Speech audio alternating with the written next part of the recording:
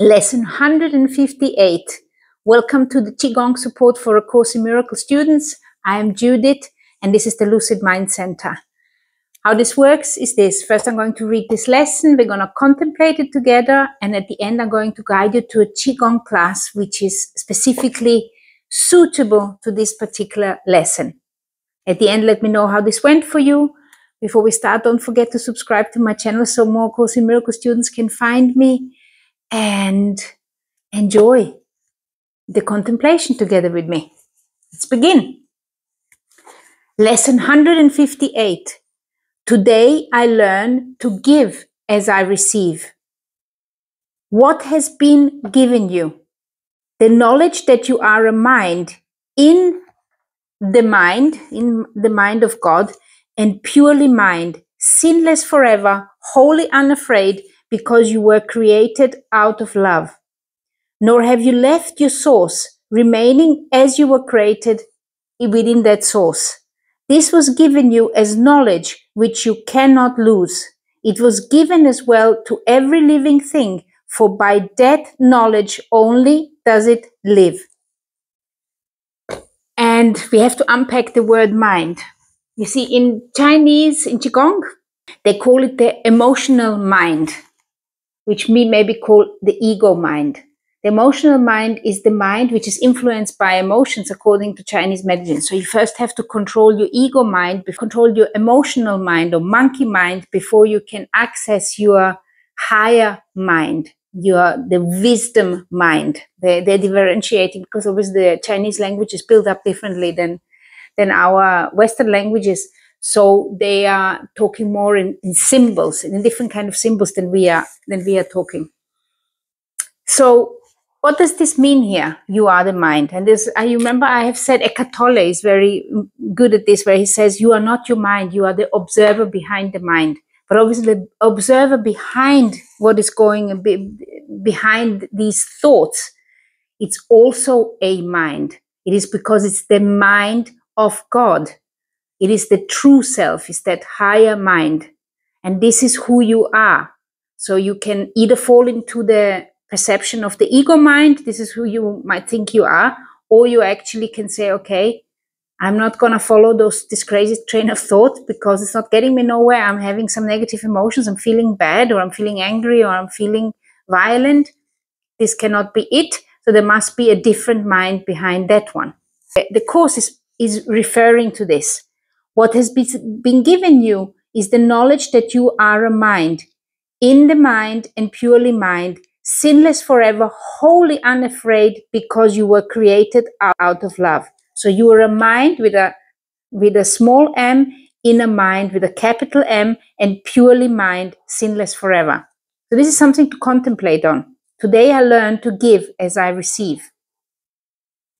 So you have not left your source, remaining as you were created. This was given you as knowledge which you cannot lose. It was given as well to every living thing, for by that knowledge only does it live. So if a tree is this is what I find interesting here. If a tree, the mind has been given to the tree as well, what kind of consciousness does the tree have?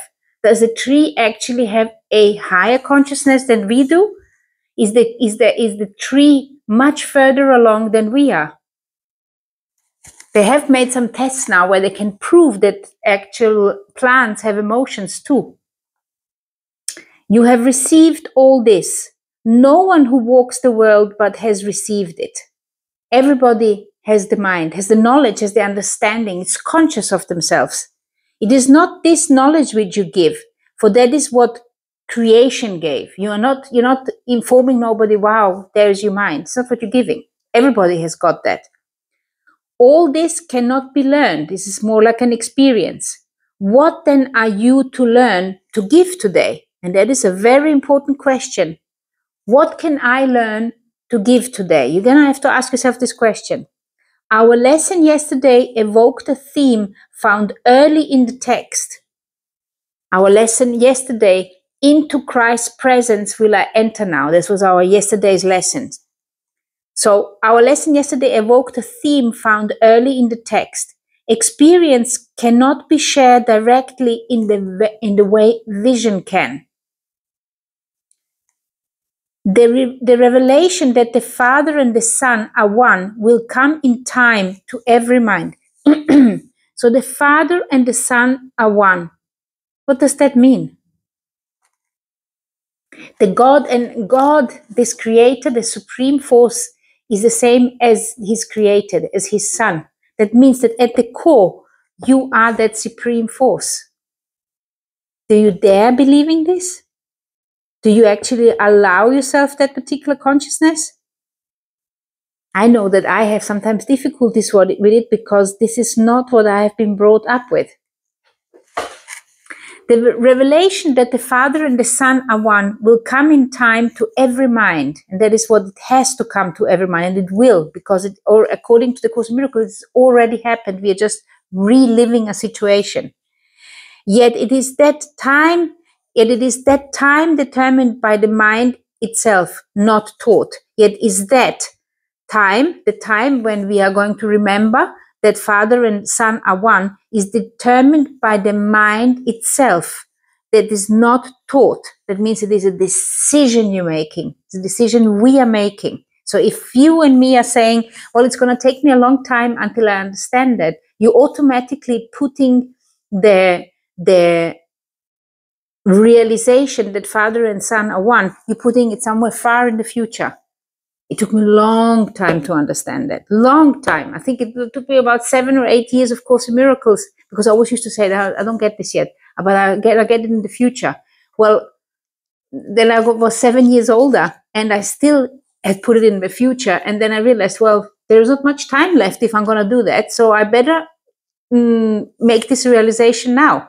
And then, of course, when you start questioning this within yourself, so if the Father and the Son are the same, and the Father is love and the Son is love, so what am I? What am I? What am I? And what is everybody else if we are all the same? Ask yourself that. Yet is that time determined by the mind itself? So it is you who's going to decide when you're going to come to the realization that Father and Son are one. The time is set already. It appears to be quite arbitrary, yet there is no step along the road that anyone but takes by chance. It has already been taken by him, although he has not yet embarked on it. For time but seems to go in one direction. We but undertake a journey that is over, yet it seems to have a future still unknown to us. So one of the things which I find very interesting in this particular paragraph is that the near-death experience and out-of-body experiences, they always talk about that there is no time as such. Everything happens at the same time, especially the near-death, the deep near-death experiences. They say that there is no time and there is no space in such a way either. And in my own out-of-body experiences, I learned that space, it can be big or small, and it can be all at the same time, and it can be anywhere at any instant. You can travel, and you can also create with an instant and destroy everything within an instant. And I was like, why is our world, why is the world which I'm living in with this physical body, why is it like this? Why can I not manifest instantly? And why is it different? And then it said, it's because it was your decision. You decided to create a world where creation and destruction were not instantly. You made it that way, that it took time to create something, and it also took cooperation to create something bigger. That was a decision. This is a decision, or this is a rule you made up for this world. Most interesting. It was a very interesting revelation to me. So we but undertake a journey that is over, yet it seems to have a future still unknown to us. Oh yeah, and the time is like laid out like space. So to us, because of the way the earth is turning around itself, and because we have the sun there, and because we have these rules that our body is aging, even though every single cell is a new cell about within 12, 13 months. Still, these cells, they put themselves together so that my skin actually looks aged. It doesn't look the same anymore like it did, like it looked 20 years ago. So there is a genetic code in there. There is a rule we have put into this life. Time is a trick, a sleight of hand, a vast illusion in which figures come and go as if by magic. Yet there is a plan behind appearances which does not change. And this is what I received in that out-of-body experience, which I will write that book. I will do it. The script is written. When experience will come to end your doubting has been set already, for we but see the journey from the point at which it ended, looking back on it, imagining we make it once again, reviewing mentally what has gone by. So this particular sentence, there are so many things to unpack. So first of all, we are reviewing it mentally, reviewing mentally what has gone by. I have the feeling that we are reliving the same life over and over, and we are improving it each time a little bit better. If we have a good life, we choose to relive it again. That is one of the feelings I have, and I don't know if this is true or not. This is just a hunch I have. I think that we are doing it several times. Because you can. It's like, remember we just talked about this drop? You have this experience of life, you return back to the ocean, the memory is back in the collective memory of this ocean, which is the representative of the soul, of the collective soul. So if you then choose to relive that life again, you can. It's like a PlayStation game, a virtual reality. You put on that suit, you are born, and then you grow up, and then you relive the whole story one more time. I'm not even sure that the history this span of history is actually existent. It's more like a movie. It's in a setting. So we come with this consciousness. There is this particular setting, and we have got those settings of wars and illnesses and God knows what we have in our imagination. And then we are living this life as if all this setting in that movie was true. This is one of the things which sometimes it appears to me.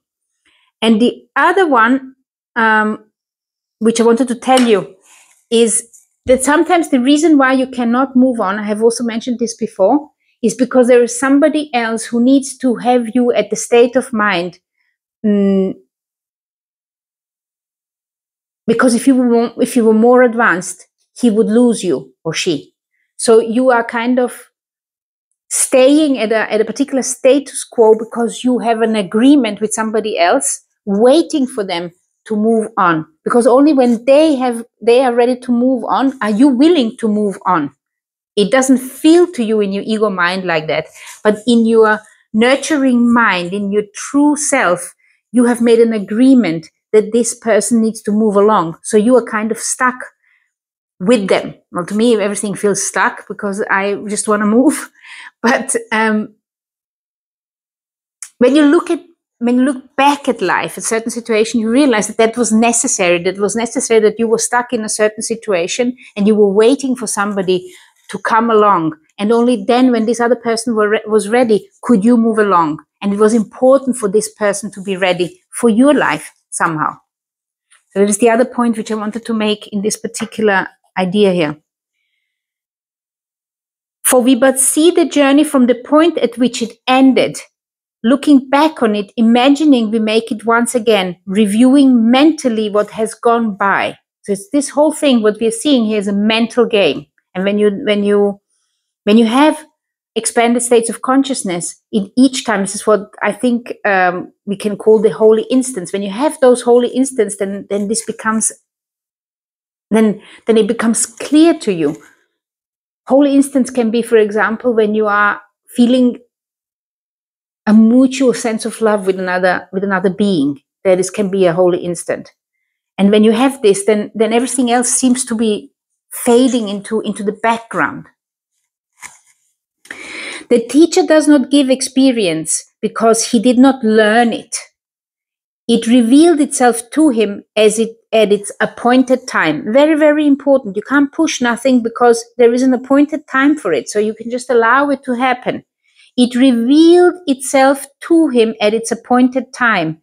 But vision is his gift. Vision is the way you look at life. That is your gift. Because if you walk into a room and you look at it in a certain way, at life and at each one of those persons present in that room, you're going to influence that room differently than when you go into that room miserable. If you go in happy, you're going to influence the whole room with your happiness. If you go miserable or angry, you will influence that room with your misery and anger. And that is what I said yesterday. Try it. Try to put yourself in the presence of Christ, which is basically your central channel. You realize that this light within you, you just expand it and then walk with this light towards wherever you're walking. The teacher does not give experience because he did not learn it. It revealed itself to him at its appointed time. But vision is his gift. This he can give directly, for Christ's knowledge is not lost because he has a vision he can give to anyone who asks. The Father's will and his are joined in knowledge, yet there is a vision which the Holy Spirit sees because the mind of Christ beholds it too. The mind of Christ sees it too. Where is the mind of Christ? It is very, very important that you determine where the mind of Christ is. If you are putting the mind of Christ outside of you, you're putting it out of reach. You have to put the Christ mind, the Christ consciousness within you. This is a decision you are making. And that Christ consciousness is an extension of God. So when you put it within you, you become aware that you are it. And nobody can take that away from you. Because once you have the experience that you are that, they can forbid you talking about it, but they can't take it away from you once you know the awareness. You see? Yet there is a vision which the Holy Spirit sees because the mind of Christ beholds it too. Because the mind of Christ, which is you, sees it too. Therefore, the Holy Spirit can see it too. Here is the joining of the world of doubt and shadows made with the intangible. Here is a quiet place within the world made holy by forgiveness and by love. So that place is within you, which you are making holy because you are basically placing the awareness of Christ within you. You're choosing it to place it within yourself. Here are all contradictions reconciled, for here the journey ends. Experience, unlearned, untaught, unseen, is merely there. This is beyond our goal, for it transcends what needs to be accomplished. Our concern is with Christ's vision. This is what our concern is about, because this we can attain. You cannot force the experience. You cannot force the revelation. You cannot force the understanding. None of this you can force. That's why being a missionary is no good for nothing, because you cannot convince somebody. And we have done that. And then we have got a lot of false beliefs, false following some kind of ego belief, which isn't based in experience. When you have experience within yourself, it's not a question of belief, it's a question of knowing. And once you know it yourself, you want to shine this, you want to look at everything with that vision of Christ. And as you do that, that is how you are motivating others to say, okay, what is he or she doing? I want that too. And then they decide that within themselves. This is what they're doing with marketing. They are doing these kind of tricks all the time, and it works perfectly on the ego. So experience, unlearned, untaught, unseen, is merely there. This is beyond our goal, for it transcends what needs to be accomplished. Our concern is with Christ's vision. This we can attain. Christ's vision has one law. It does not look upon a body and mistake it for the Son whom God created. So you don't look at the body and says, oh, I don't like the way this person looks, so that this is for sure not deserving of Christ or of God. This is wrong, or the person is evil, so that one doesn't deserve my love. No, it beholds a light beyond the body. So Christ's vision sees the light beyond the body, within the body, or beyond the perception of this person, beyond that torus of perception. An idea beyond what can be touched, a purity undimmed by errors, by pitiful mistakes and fearful thoughts of guilt from dreams of sin. It sees no separation, and it looks on everyone, on every circumstance, all happenings and all events, without the slightest fading of the light it sees. This can be taught. Christ's vision can be taught, and must be taught by all who would achieve it. It requires but the recognition that the world cannot give anything that faintly can compare with this in value, nor set up a goal which does not merely disappear when this has been perceived. And this you give today. See no one as a body. And do that again. This exercise we did yesterday with the supermarket, where you go into the supermarket and you just basically bless everybody you see. Now go one step further and see no one as a body. Just imagine that each one of them is running around with that pillar of light, or a flame where the heart is, like a Christ flame, in their mind, in their heart, in their belly. Whatever helps you visualize it, imagine it. It is anyhow just your mind playing. But help yourself to see it differently.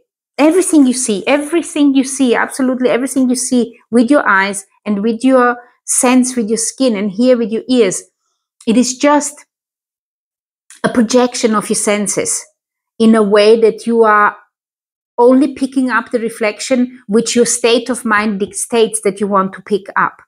So if you are imagining a light within each person you see, then you are sending out a different intent, a different intention. And all of it is fantasy anyway. But you are deciding to see the real world, because you need to have those corrected perception to awaken to that real vision within you, to remember it. So, and this you give today. See no one as a body. Greet each person as a son of God he is, and each person you think of as well. It doesn't have to be somebody you see. Anybody who comes to your mind, imagine them that they are the light of the world. In fact, today I think you should definitely do the exercise which we do about forgiveness. We made 2 exercises. I'm going to put them afterwards in, that you should try that, where you basically envelop the person in light. Because it is a good way of remembering that you are the light, and everybody, every living thing which is around you is also the light. Greet him as the Son of God he is, acknowledging that he is one with you in holiness. Thus are his sins forgiven him, for Christ has vision which has power to overlook them all. In his forgiveness they are gone, unseen by the one, unseen by the one, the Christ within you. They merely disappear because a vision of the holiness which lies beyond them comes to take their place. This is where you choose what you want to see. Our lesson is, today I learned to give as I receive. That means if God is looking on you, or Christ is looking on you as forgiven, as without sin, then you are giving this as a gift as well, and you look at everybody without sin. That is your gift. That is my gift to you. Thus are his sins forgiven him, for Christ has vision which has power to overlook them all. In his forgiveness they are gone, unseen by the one. They merely disappear because a vision of the holiness which lies beyond them comes to take their place. It matters not what form they took, nor how enormous they appear to be, nor who seem to be hurt by them. It really matters not. They are no more, and all effects they seem to have are gone with them, undone, and never to be done. And it is a difficult game. This is a difficult contemplation for some. But try it. This is a game. Just try to apply it. See what happens, because it's the experience which is going to prove it to you. It's not my words or my vision which is going to change it. What is going to change is your experience through your decision to see things differently, to look at the world differently. That is what is meant here. It is a mind game. It's because you are a mind within a mind. And you can either attach yourself or activate the ego mind, or you can actually activate the Christ mind. And I know it's not easy, because I am myself constantly ping-ponging there back and forth. But like I said to you before, sometimes you are in those situations because there's an agreement. The time is set when you are going to come to this particular place which you need to come. And you're just going to have to accept the situation which there is, because there are certain circumstances you have agreed to be part of. It matters not what form they took, the so-called sins, nor how enormous they appeared to be, nor who seemed to be hurt by them. They are no more, and all effects they seem to have are gone with them, undone, and never to be done again. Thus do you learn to give as you receive, and thus Christ's vision look on you as well.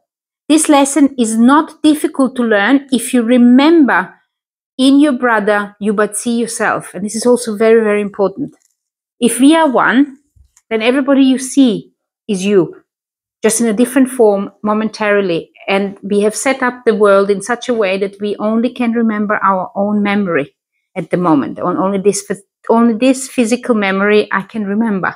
There is like a barrier. And the reason that is because I can only live my life successfully as me, as long as I have got this memory block. If I could remember everybody's memory, then I cannot live my life successfully as me at this particular moment yet. But we have heard in the lesson before, one day you will return and you will not need this form no more. But as you are returning in this form, as you are still in this form, as you are still using this body, and you are still, the remembrance is not complete. You just have to accept that this is a part of this particular appearance at this particular moment, of this experience as a human, as this human which you are at the moment. The lesson is not difficult to learn if you remember in your brother you but see yourself. If he be lost in sin, so must you be. So if you are seeing him as sinful, and I sometimes still do that, then you are basically losing a part of you. Then you are not complete, because you are excluding him. If you see light in him, your sins have been forgiven by yourself. Because if you think that he's actually sinful and you see the light in him, then you are able to overlook it, and then you have regained that piece of you. You have reunited with it. You're bringing it back and making it part of you. Each brother whom you meet today provides another chance to let Christ's vision shine on you and offer you the peace of God. So if you are able to activate this benevolence and that blessing within you for each time you see another person, or each time you think of another person, then you are expanding this kindness, and you're expanding this benevolence, this blessing within you, the light within you. It matters not when revelation comes, for that is not of time. It's not of time, it's of alignment. It matters not when revelation comes, for that is not of time. Yet time has still one gift to give, in which true knowledge is reflected in a way so accurate, its image shares its unseen holiness. Its likeness shines with its immortal love. We practice seeing with the eyes of Christ today, and by the holy gifts we give, Christ's vision looks upon ourselves as well. We practice seeing with the eyes of Christ today, and by the holy gifts we give, Christ's vision looks upon ourselves as well. This is actually a beautiful lesson if you are able to practice it that way. But also remember that the Course said a few lessons ago that each one of those lessons That each day we are meant to spend at least 5 minutes minimum. But if it's 15 minutes in the morning and 15 minutes in the evening, or 30 minutes if you can, or even longer, if you can just spend this time contemplating what this means, and then also apply this, as it is suggested here, to every person you see today. And then just see what it does to you. For this lesson, I definitely think that the forgiveness classes, which we have already done together, I have got 2 of them, or 3 maybe, but I'm going to suggest the 2 longer ones for you, and just apply that. Pick that person again where you maybe have difficulty to forgive, where you have got difficulty to envelop them in that light, include them in that light of yours. So I suggest this Qigong class for forgiveness here, or this one. You can do 1 in the morning, 1 in the evening.